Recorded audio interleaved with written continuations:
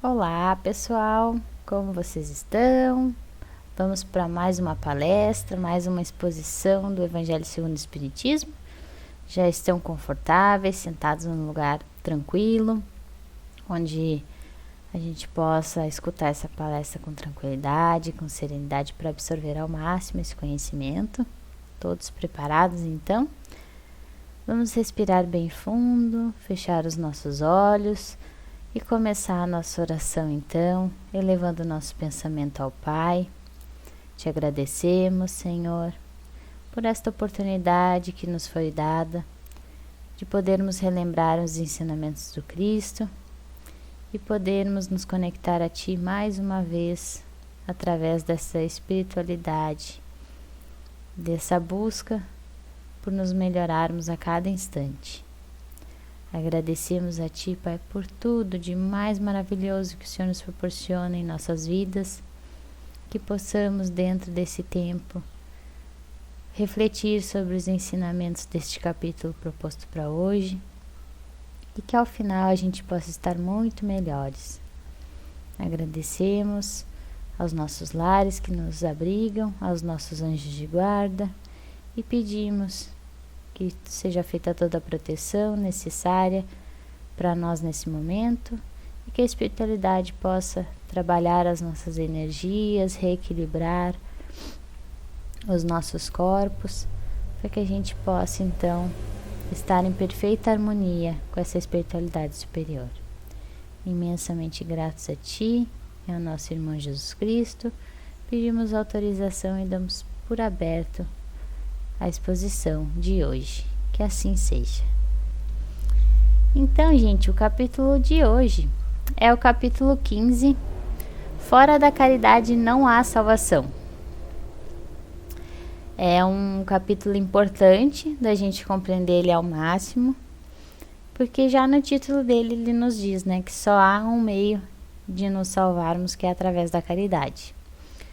Mas ele começa então o capítulo como de praxe, né, nos trazendo parábolas para que a gente compreenda o assunto que vai ser tratado.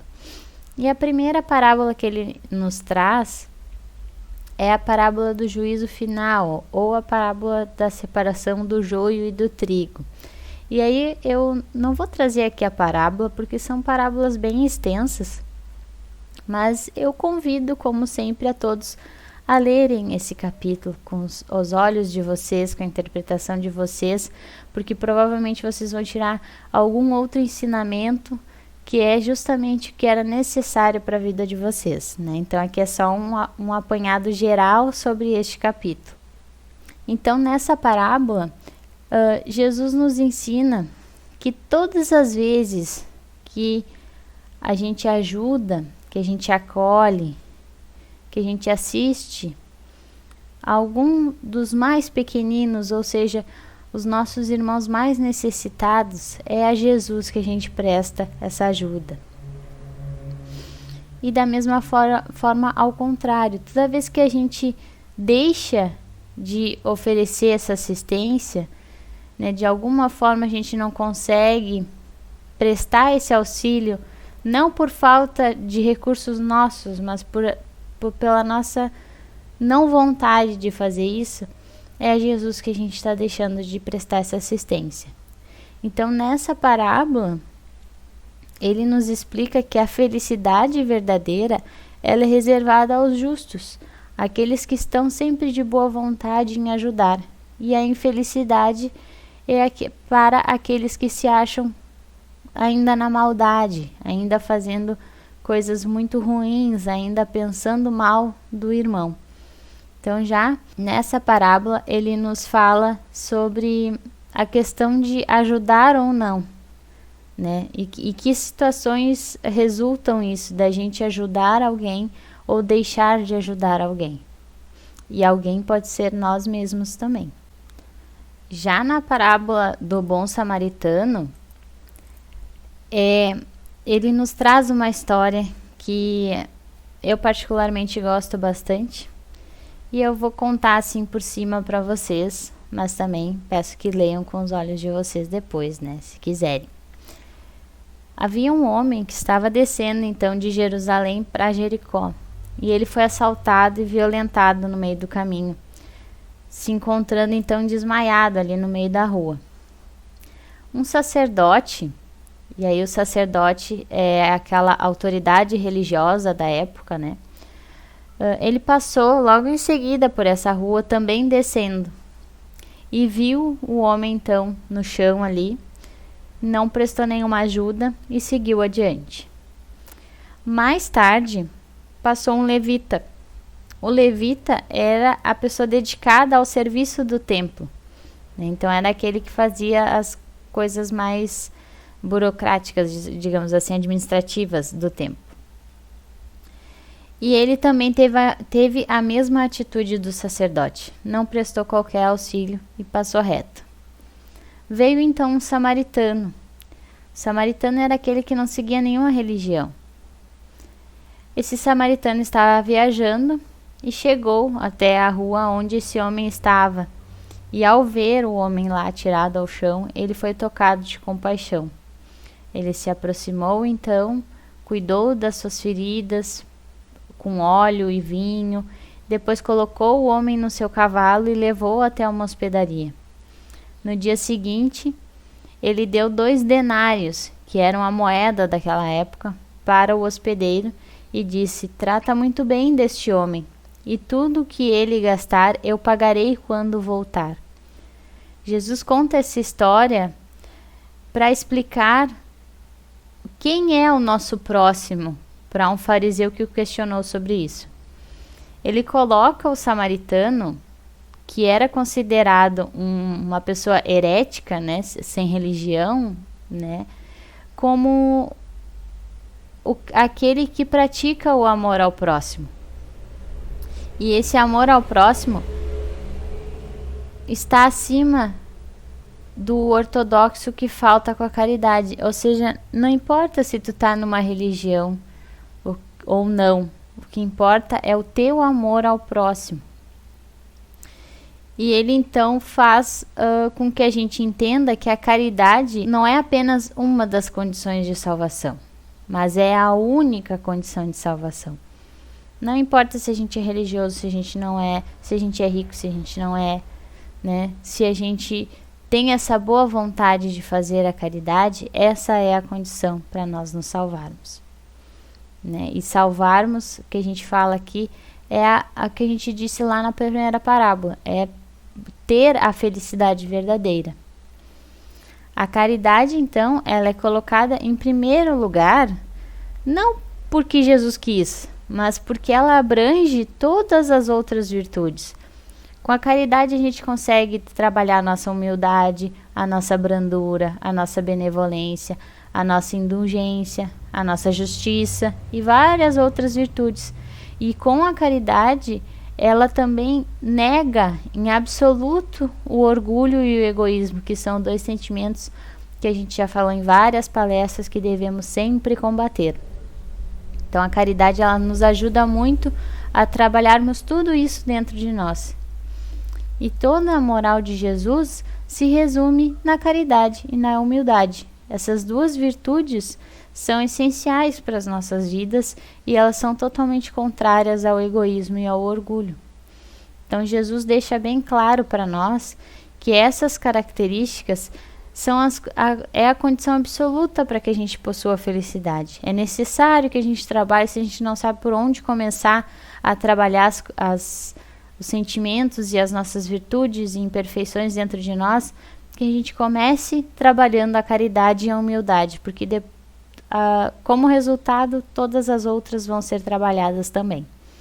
E aí, em mais uma passagem, Jesus menciona o ensinamento que a gente viu semana passada.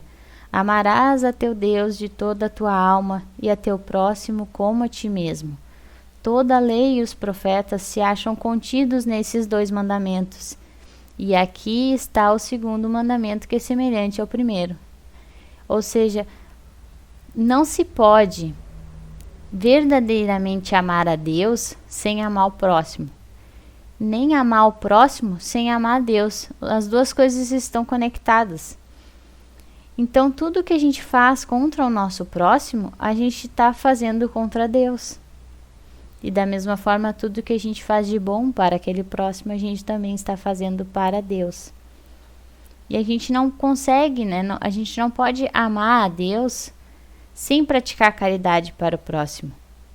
Porque cada um de nós possui uma centelha divina, um pedaço de Deus dentro de cada um. Por mais maldosa que a pessoa seja, ela tem esse pedaço de Deus dentro dela. E é por isso que Jesus nos convida a seguirmos essa lei do amor. Porque Deus também se manifesta através de nós. Então, toda vez que a gente pratica a caridade para o próximo ou para nós mesmos, toda vez que a gente ama ao próximo e a nós mesmos, a gente está também fazendo isso para Deus, porque Deus está dentro de cada um de nós. Adiante nesse capítulo vem uma visão de Paulo sobre a caridade, né? Paulo nos explica qual é a necessidade da caridade. E ele compreendeu a verdade da caridade, essa necessidade, de forma muito ampla, muito completa.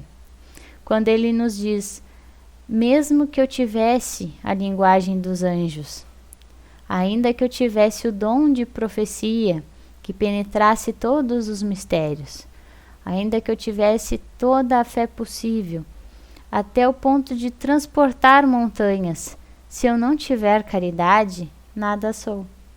Dentre essas 3 virtudes, a fé, a esperança e a caridade, a mais excelente é a caridade. E vocês podem notar aí nessas poucas frases, eu não trouxe a passagem completa de Paulo, mas dá para ver que o Renato Russo se inspirou nessa frase de Paulo para fazer a sua música. E ela é realmente muito linda. Então Paulo coloca aqui, sem equívoco nenhum, que a caridade está acima até da fé. E é a caridade que está ao alcance de todos. Por isso que Jesus diz que a caridade é a nossa única condição para a felicidade verdadeira, porque ela pode ser praticada por todos, ela não deixa ninguém de fora de poder prestar caridade e poder ser feliz. Pode ser feita pelo ignorante ou pelo sábio, pelo rico ou pelo pobre, pelo que acredita em alguma coisa, acredita em Deus, ou pelo ateu, ou seja, por todos nós. E Paulo ainda define que a verdadeira caridade, ela não se mostra só na beneficência, mas também no conjunto de todas as outras qualidades do coração, na bondade, na benevolência com o nosso próximo. Ou seja, a caridade, ela é a nossa única condição de salvação, mas ela pode ser feita e demonstrada de várias formas, através de várias virtudes. Basta a gente perceber isso nas nossas vidas. E a caridade verdadeira que Paulo nos traz nessa passagem é aquela que é paciente, que é branda, que é bondosa. É aquela caridade que não é insatisfeita com nada, que não tem medo de nada, nem é precipitada, que não se enche de orgulho. E aí a gente pega lá no capítulo de dar uma mão e a outra não ver, né? Que ela não se enche de orgulho por estar fazendo a caridade, ela não é desdenhosa, ela não cuida de seus interesses pessoais, ela cuida simplesmente em ajudar. Ela não se aborrece, não se azeda com coisa alguma. Então, quando a gente ajuda a determinada pessoa e fica resmungando depois, isso não é verdadeira caridade. A gente tem que prestar atenção também, que é tipo, ajuda e passa. Não reclama, não retruca, não se azeda por nada. Só ajuda.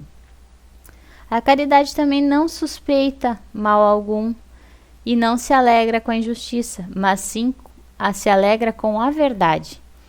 Ela suporta tudo, ela crê em tudo e ela espera tudo e sofre também com tudo. Então a caridade, ela tem aquela compaixão também incutida nela. Então esse capítulo nos convida para que a gente preste atenção no como a gente está fazendo a caridade. Como é que ela está saindo das nossas mãos, da nossa boca, dos nossos pensamentos. Será que ela está sendo como límpida, assim, verdadeira, pura mesmo? Ou ela ainda tem algumas coisas ali que acabam prejudicando essa caridade que a gente está querendo fazer, que é a verdadeira caridade que Jesus nos convida? E mais para o final do capítulo, então, ele nos traz duas reflexões, Allan Kardec. Fora da igreja e fora da verdade não há salvação? Será? Fora da caridade não há salvação determina um princípio universal para todos nós, porque abre para todos os filhos de Deus, ou seja, para todos nós, o acesso à suprema felicidade e consagra então o princípio de igualdade perante Deus e de liberdade de consciência. Ou seja, independente do que tu é, todos somos filhos de Deus e todos temos a possibilidade de sermos felizes, porque somos iguais perante Deus.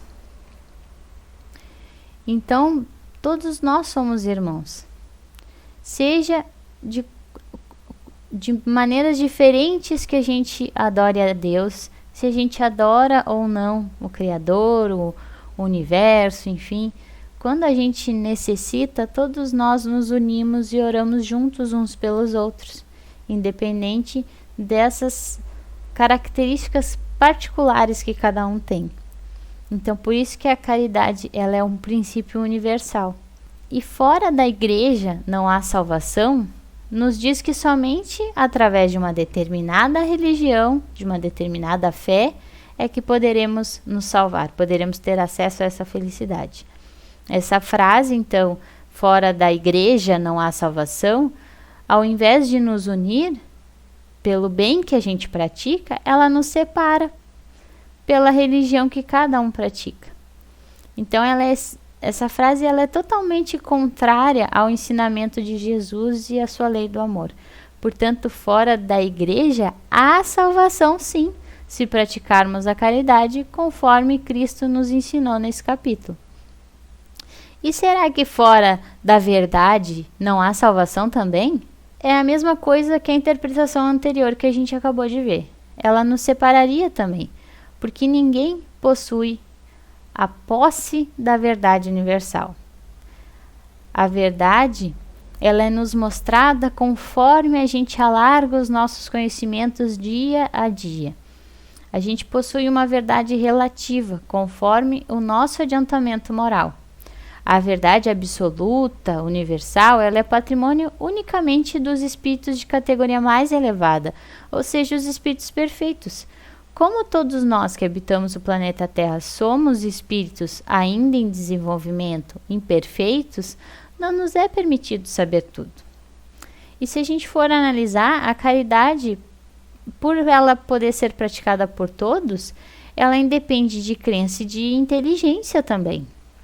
Portanto, fora da igreja e fora da verdade, há salvação sim, se nós praticarmos o bem através da caridade. Essa é a nossa única condição para a gente obter a felicidade verdadeira. Quando a gente pratica o bem através de todos esses fundamentos que Jesus nos ensina nesse capítulo. E então chegamos na instrução dos espíritos. E a instrução também é nos feita pelo apóstolo Paulo. Ele vem nos orientar então a dedicarmos a examinar o sentido profundo e as consequências da caridade e descobrirmos por nós mesmos em que momentos a gente pode aplicar essa caridade nas nossas vidas. É aquilo que a gente estava falando lá no começo, é analisar o sentido verdadeiro e profundo da caridade, todas as características dela e ver em que momentos em nossas vidas, no nosso cotidiano, a gente pode praticar esse bem ao próximo e a nós mesmos, praticar essa caridade de forma verdadeira, com todas as características que ela possui. Quando a gente submete todas as nossas ações ao governo da caridade, ou seja, quando a gente coloca na nossa mente, determina nas nossas vidas que toda e qualquer atitude nossa, pensamento ou sentimento será para a ajuda do próximo e ajuda a nós mesmos, nunca esquecendo da gente também, né? Porque a caridade também é feita pra gente, porque Deus também está em nós, então a gente tem que também prestar ajuda para nós mesmos, mas também lembrar sempre do próximo. Quando a gente deixa então a caridade governar esses pilares da nossa vida de sentimento, pensamento, fala, né, e toda expressão que a gente for fazer, se a gente deixa a cargo, coloca nela caridade, a nossa consciência vai evitar com que a gente pratique o mal. Então a caridade também é um guia para a gente sempre permanecer no caminho reto. E ela também fará com que a gente pratique o bem. Por isso que é necessário que essa virtude esteja ativa em nossas vidas.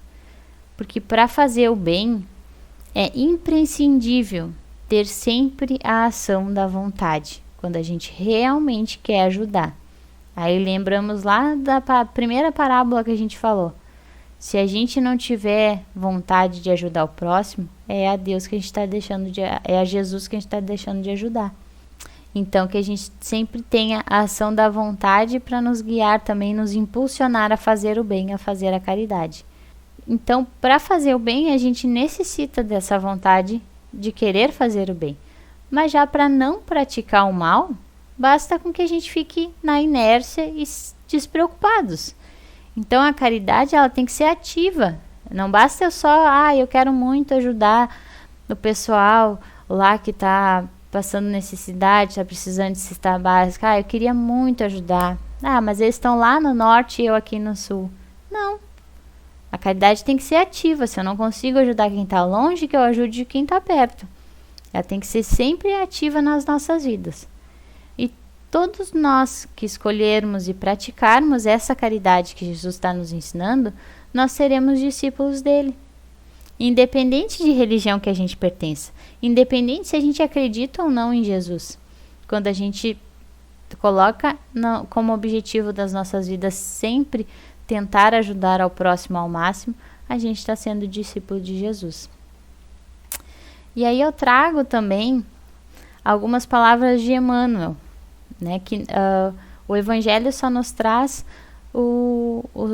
as instruções dos Espíritos de Paulo, mas eu trago algumas palavras de Emmanuel, que é o mentor do Chico Xavier, e no livro Vinhas de Luz, ele nos diz que é necessário vivermos verdadeiramente os ensinamentos do Cristo, para que ele viva verdadeiramente em nós. Como é que a gente quer trazer Jesus para as nossas vidas, trazer essa luz que nos consola, que nos aquece, que nos dá tranquilidade, se a gente não tenta viver verdadeiramente os ensinamentos que ele nos deixou? Então, para que a gente tenha Jesus verdadeiramente em nós, é necessário que a gente siga verdadeiramente os ensinos dele. E a caridade essencial, essa caridade que Jesus está nos convidando a fazer nesse capítulo, é a construção da caridade dentro de nós. Ninguém nasce sabendo fazer caridade, é uma construção. Então é necessário que a gente comece ela. Quando a gente olha para dentro de nós e a gente vê o tamanho que a gente é de espírito, as nossas capacidades e o que a gente precisa fazer para nos melhorarmos, a gente consegue começar essa construção da caridade essencial, e primeiramente por nós, para depois refletirmos no outro, porque a gente vai estar se ajudando a se melhorar, a gente já vai estar fazendo a caridade nesse simples propósito de querermos ser um espírito melhor, um espírito com moral mais elevada, com mais atitudes e pensamentos bons e positivos. E conforme a gente vai procedendo dessa maneira, a gente vai praticando a caridade com o próximo, conosco, corrigindo em nós aquilo que aborrece nos outros, aquilo que nos aborrece também. E aí a gente vai estar junto com Jesus, construindo esse esforço de nos melhorarmos. E aí, primeiro, a gente dedica a amar a Deus, o Deus que habita em nós. Porque a gente às vezes ajuda os outros, mas anula totalmente a gente. Como é que a gente vai estar fazendo caridade se a gente não está participando disso, dessa felicidade que Jesus nos convida a termos? Então, quando a gente primeiro reconhece e cuida do Deus que habita em nós, a gente passa então a amar o Deus que habita em todos os outros irmãos. Tá certo, gente? E aí eu trago algumas dicas simples, mais dicas, né, pra gente fazer essa caridade ativa. Como é que a gente pode fazer essa caridade ativa que Emmanuel e Jesus nos convida e Paulo nos convida a fazermos? A gente viu nas palestras passadas alguns exemplos de caridade, mas é sempre bom relembrar, porque a caridade nós podemos fazer de N formas, ela é muito vasta. E aonde a gente colocar a lei do amor nas nossas atitudes, nos nossos pensamentos e nos nossos sentimentos, também a gente vai estar exercendo a caridade. Mas lembrando que ela tem que ser ativa, né? Então não basta a gente só pensar, a gente tem que agir de alguma forma. Nem que seja através da oração, onde a gente age mandando a nossa energia positiva para aquela ajuda ser feita. Então, eu trouxe mais alguns exemplos para a gente ter essa caridade ativa. Que a gente não seja indiferente com os outros, que a gente seja como o samaritano, que a gente possa olhar para as pessoas que estão em dificuldade, que estão em sofrimento e possa ajudar de alguma forma. E que a gente ajude sempre que possível, com uma palavra estimulante, positiva, uma palavra de bondade, que a gente possa ter um entendimento de todas as situações que ocorrem na nossa vida e que a gente traga a fraternidade para dentro da nossa própria mente, que a gente perceba o que é fraternidade e tente colocar ela também nas nossas vidas.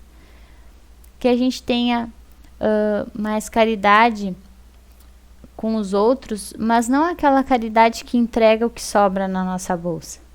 Aquela caridade que ajuda sempre, irradiando fraternidade e luz, dando muitas vezes aquilo que a gente realmente utiliza e não aquilo que está jogado num canto dentro de casa, mas que a gente sabe que o outro pode necessitar muito mais que nós, para que a gente melhore a vida de todo mundo, não só a nossa. E respeitar a todos, indistintamente.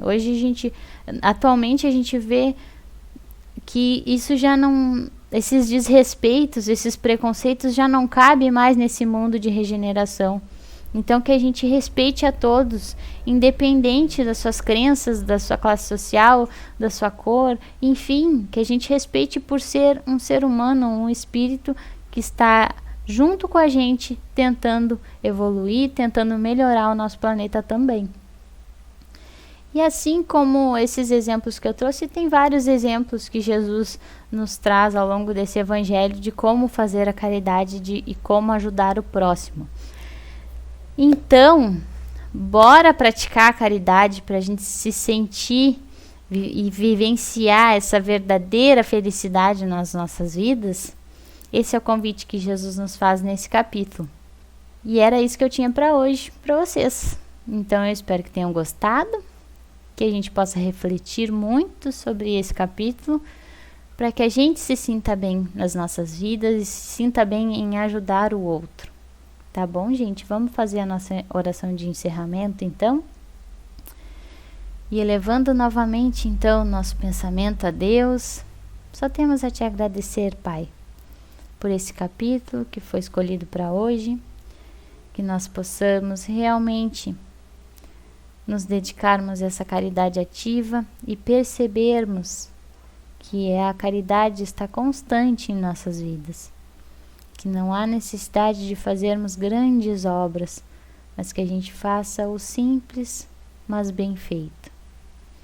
Muito obrigada por todos que ajudaram nós nesse momento, pelos nossos mentores, pela espiritualidade que trabalhou os nossos corpos, e que nós possamos ter uma ótima semana, nos sentirmos melhores a partir de agora e trazermos mais amor para as nossas vidas. Imensamente gratos então a Ti, Pai amado, e ao nosso irmão Jesus Cristo. Damos por encerrado então a exposição de hoje, que assim seja. Então, conto com vocês na próxima semana, gente. Um excelente dia a todos e até mais!